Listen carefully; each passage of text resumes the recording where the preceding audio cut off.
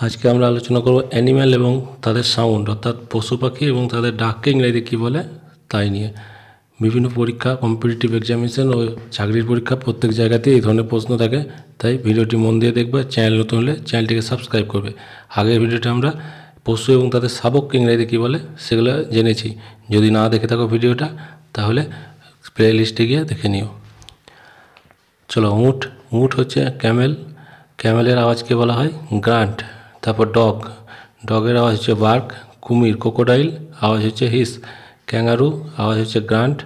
খরগোশ, র্যাবিট, আওয়াজ হচ্ছে কুইক। ডাঙ্কি, গাধা, এর আওয়াজ হচ্ছে ব্রে। তারপর গরিলা, আওয়াজ হচ্ছে গ্রান্ট। গরু, কাউ, এটা আওয়াজ হচ্ছে মু, MOO। হর্স, হর্সের আওয়াজকে বলে নে। চামড়িকা, ইয়াক, এর আওয়াজকে বলে গ্রান্ট। চিতাবাঘ, লেপার্ড, এর আওয়াজকে বলে রোর। ছাগল হচ্ছে গোট, এর আওয়াজকে বলে বিল্ট। আর জলহস্তি হচ্ছে হিপোপটামাস, আওয়াজ হচ্ছে গ্রাউল। জিরাফ, এর আওয়াজকে বলে বিল্ট। জেব্রা, এর আওয়াজকেও বলে বিল্ট। নেগড়ে উল্ফ, আওয়াজ হচ্ছে হাউল। বাঘ হচ্ছে টাইগার, আওয়াজ হচ্ছে রোর। বিড়াল হচ্ছে ক্যাট, আওয়াজ হচ্ছে মিউ।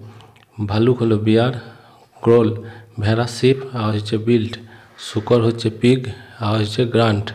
আর শেয়াল হচ্ছে ফক্স, তার আওয়াজকে বলা হয় হাউল। তারপর হচ্ছে ষাঁড়, ষাঁড় হচ্ছে বুল, আওয়াজ হচ্ছে বিলো। সিংহ, লায়ন, আওয়াজ হচ্ছে রোর। হনুমান হচ্ছে মাঙ্কি, আওয়াজ হচ্ছে গিবার। হরিণ হচ্ছে ডিয়ার, আওয়াজ হচ্ছে বিল্ট।